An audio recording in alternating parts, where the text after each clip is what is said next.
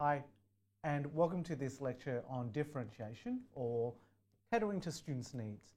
So as always, here are the learning objectives. So remember, every second slide and every last slide on every single lecture has the learning objectives.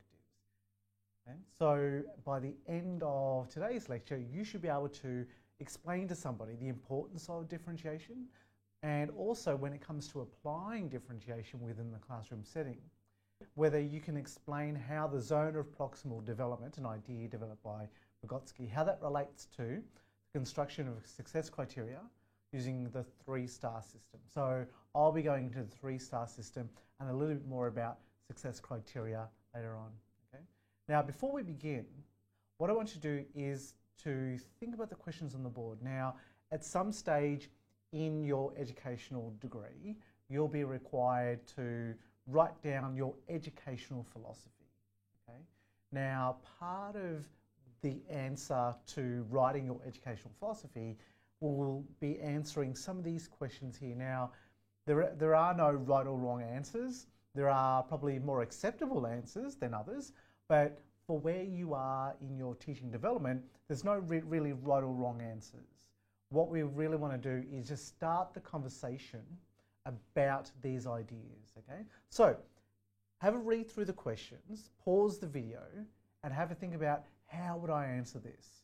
And then as you come onto campus or even within your online sessions, whenever there's a quiet moment before you get started or during the session, bring up one of these points and have a discussion with your tutor, because they're really, really good discussion points, and they're really going to help you sort out what your educational philosophy is, okay? In terms of what is education, what is appropriate education, who should get educated, who should not get educated. They are really, really important answers for you to have in your mind, because that will definitely affect how you operate as a teacher, okay?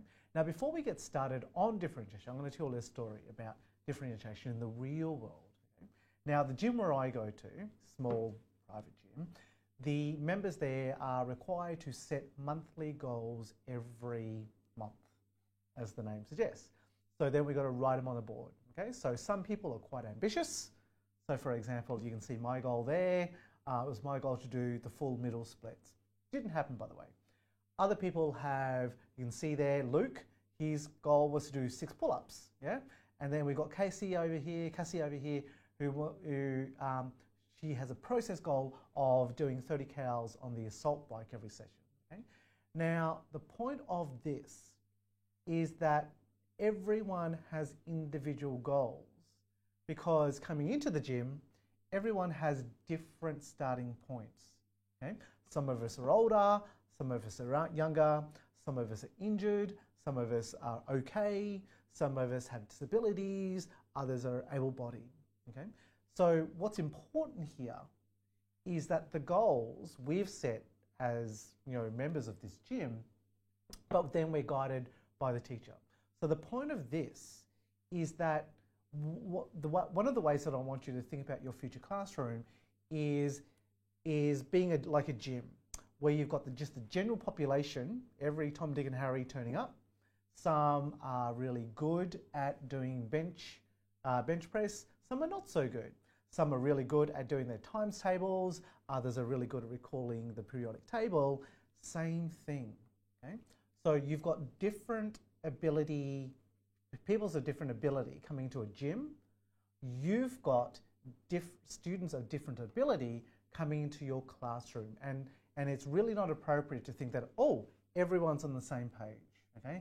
Because generally they're not. And generally, what we should be aiming to do is to help students set these goals. Now, within a classroom setting, we're setting the goals, and I will be stepping you through that process in terms of a thing that we call success criteria, okay? But the point of this is to really get you thinking about that you've got a diverse population of students coming into your class just like a gym. So next time you're at the gym, just cast your eye around the room, and you'll see just the wide diversity of people at the gym. So let's not worry about that video. It's just showing you all the different parts. Okay. So before we continue, here's a definition provided by Professor Tomlinson on differentiation. So she says, at the heart of differentiation, what it really is about meeting learner needs. Okay, so being proactive enough, being aware of the resources in your environment, and also the support mechanisms in your environment to be able to provide that to students. So within a classroom setting, you know each and every student's needs and where they are, and it's your job to help progress them. Now, we're going to move that idea towards a more student-centered idea later on, but we'll talk more about that later, okay? Now, just to circle back to some of the questions earlier that I posed to you about your thinking on differentiation. Now, so one of the ways that we used to deal with differences in the student population is that we used to group students by ability, okay? So in some educational systems, they call that streaming. Some people call that ability grouping. It's the same thing, really, okay? And in the US, they call it something different again. They all mean the same thing. Now, when we group students like this, we find that generally there's not much of an effect. So just by, everyday common sense, it would seem like a good idea that putting all the smart kids together would be, and all the students who need support together, it sounds like a good idea, but when we investigate it over multiple studies, over decades, and then we combine all of those results in what we call a meta-analysis, the benefits seem to evaporate, yeah? Now, you can see there that Hattie makes a point here that there might be some benefit for the lower track students if they are taught by a well-trained, experienced teacher. Unfortunately, the reality is that when they divvy up the classes and they do this ability grouping, generally the higher ability kids, they will get the better teachers. And then everybody else can sort themselves out. And generally, then it will be the first year teachers, the early career teachers who get the dregs, the remaining classes that nobody else wants. And that's really unfortunate because it's more effective if schools put their best teachers with the students who need it the most, okay? So this is part of the reason why, this evidence here, part of the reason why that when we look at the data, we don't recommend that schools stream. However, when you get out there, you'll see that it's quite a common practice. Okay. Now, we can also see that differentiation is really important. It's so important that the Queensland Education Department, when they were thinking about, rightio, how can we help schools improve, they created this pyramid, this hierarchy of things that you need to do to improve your school. So there's some basic stuff here. You've got to analyze data. You've got to make sure that the school culture promotes learning. And if you have a look at the very, very top of the pyramid of what makes the most improvement in terms of student outcomes and student school culture and everything else, is differentiated teaching and learning. So that's like the pinnacle of school improvement. Yes, you need to do all this basic stuff down the bottom, but where the magic really happens is where you and your teaching staff are differentiating your teaching and learning, okay? So let's have a look at the different ways that we can differentiate.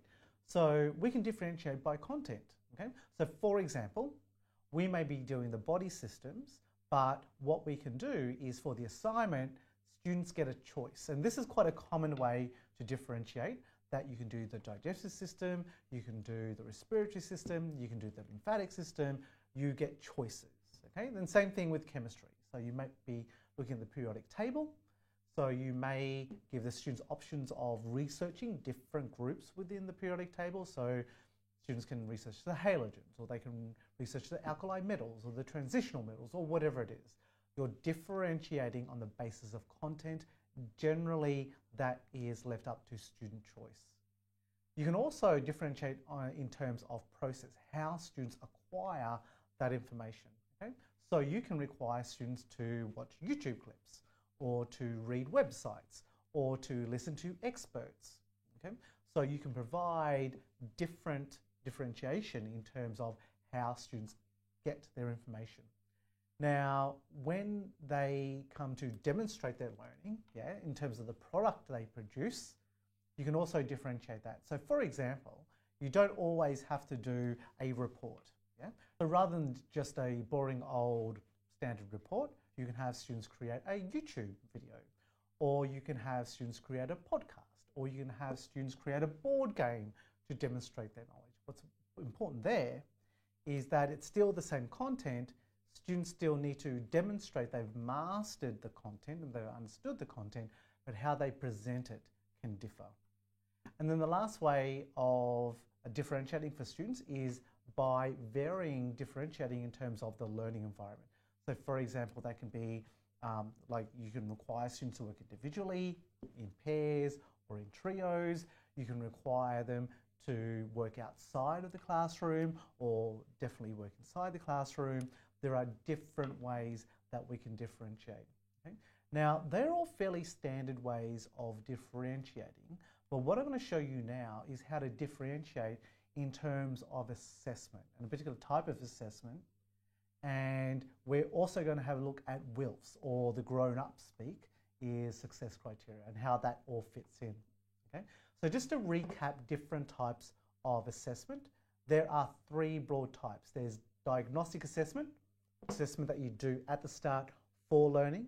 There's assessment that you do during learning. So where you go around the classroom, or you walk around the students doing a drill or something, and you're providing that formative feedback to help shape that behaviour or that knowledge or that skill. And then there's assessment that occurs at the end of a learning period, and we call that summative. Okay? Now, when we start looking at success criteria, what we're really looking there is more about formative assessment.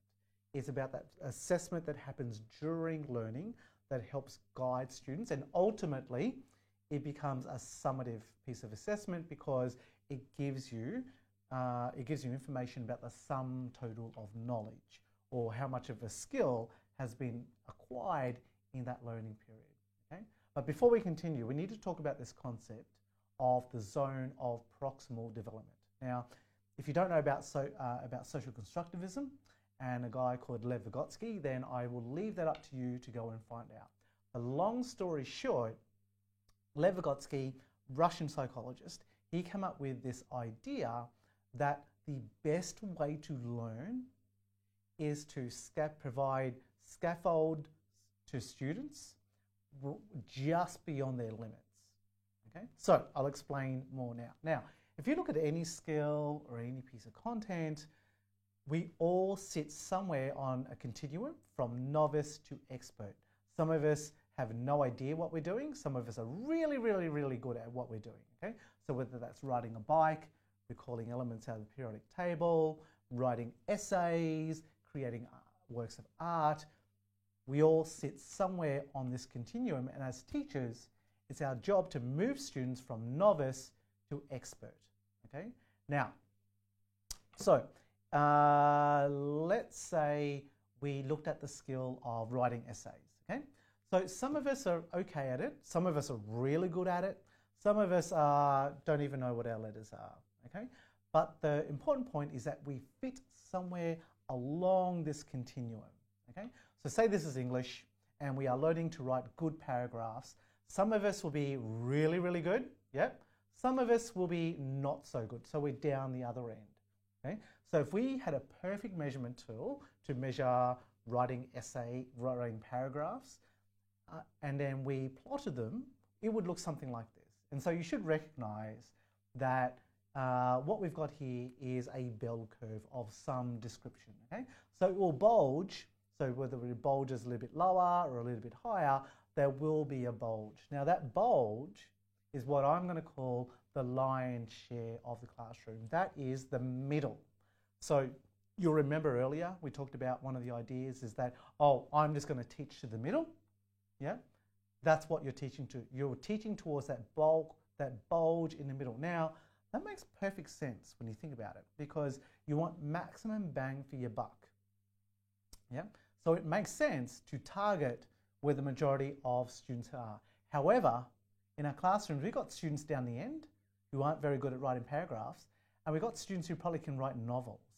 So we've got a wide spectrum of ability within our classrooms, and it's incumbent on us to make sure that everybody progresses. So cast your mind back to the gym example earlier. So some of us are really good aerobically, some of us are not so good aerobically. Some of us are really good strength-wise, some of us are not good at all strength-wise. The point is we all have different abilities, and as a gym instructor or as a teacher, it's our job to move everybody along that continuum, okay? Now, we were talking about the middle earlier, okay? And it makes sense to teach to them because we hit the majority of people. However, we've got people up here and we've got people down the other end as well. We've got to teach them as well. We cannot ignore them, okay? Now, if we apply Vygotsky's idea of zone of proximal development, where we'll be pitching the lesson is just beyond what that bulge is capable of, okay? So the majority of people are capable of doing this. Where we'll be pitching the lesson is somewhere around here, just beyond their reach, and we provide scaffolds and support, okay? So if we were to think of a criteria sheet for the bulk of students in your classroom, yeah, we would think, rightio, if students are aiming for a 2-star, that's just beyond their reach, but it's achievable with a push, okay? So we don't want to set the bar too high, yep, and we don't want to set the bar too low. We want to set just beyond what the bulk of students are capable of doing, okay? So achievable with a push. So let's just call that 2-star, okay? Now, if those students push really hard, then what we can say is like, wow, that's a really good effort. That's going to be a 3-star. And if students just coast, then what they've achieved is 1-star. They haven't gone backwards, they haven't gone up, they've kind of maintained, and that's okay, okay? But what we're really aiming to do is to push students towards this area here. We're showing students, this is your starting point, yeah? This is what I think is your starting point. I think if you try extra hard, you can achieve here. If you try really, really hard, you can achieve here, okay? Now, that's all well and good, but what I want you to do is to pause the video and think about what is the problem with having one criteria like this, yeah, where we're aiming for the bulk of the people. Have a think about that and then come back, okay? Rightio. Now, remember how we've got a diverse class, yeah? We've also got the students who aren't very good at writing paragraphs, not good at all, okay? So if we're applying that idea of the zone of proximal development, pitching the material just beyond on what they're capable of doing, well, what is a coast for everybody else? That is a push for them, okay? And what you're saying is the standard for achievement in the class at that time is here. That's a 3-star. That's a really, really hard push for those students, okay? And so what we can do as teachers, because this is formative assessment, it doesn't count towards grades and exams and report cards. This is just within learning, within class. What we can do is we can scaffold that criteria down for support students. Similarly, we can scaffold that up because remember, what is a push for everybody else? These students here find that is their coast. That's what they're currently capable of doing, okay? And even the 3-star for the bulk of students, for this student down here, that is their starting point. So it makes no point, it makes no sense to have the same criteria for these students when they are already achieving that part. Remember, the whole point is to make sure that everybody moves along their continuum from novice to expert, okay? So let's have a look at this 3-star system a bit more and how we would use it. So every single lesson, you'll be required to have a learning objective. Remember that starts with a cognitive verb, okay? Now, accompanying that learning objective is a WILF. So that acronym stands for what I'm looking for, and the adult speak for that is success criteria. So generally what you'll do is you'll show your learning objective, and if you want to go to that next level to impress your mentor, then you'll have success criteria. Okay? Now the reason why I'm promoting the 3-star system for the use with success criteria is because it is differentiated, because it's firmly embedded within theory, which is well established within education. That is a zone of proximal development. Okay? So here is the criteria. So the top one is for a typical maths lessons. Typical maths lessons, you will demonstrate a problem, then students go off and do problems. So you're thinking, okay, the students, if they just coast, they should be able to get 5 questions, no sweat. If they push and they work hard, they should get 7. And if a student was having a particularly good day, they could get 9. So sometimes it is appropriate to quantify the differentiation. That's completely okay. Now, have a look at the bottom column. This is a theoretical lesson where you're looking at the states of matter. Okay? Now, the important thing to note here, note how the 1-star has with assistance. Okay? That's okay, because what we're trying to do here is move students towards independence. So notice how the 2-star curriculum, the criteria meant for the majority of people, if they push, is to complete the table independently. Notice then the bump up is that there's addition of content. So you don't just do solids, liquids and gases, but you now include plasma.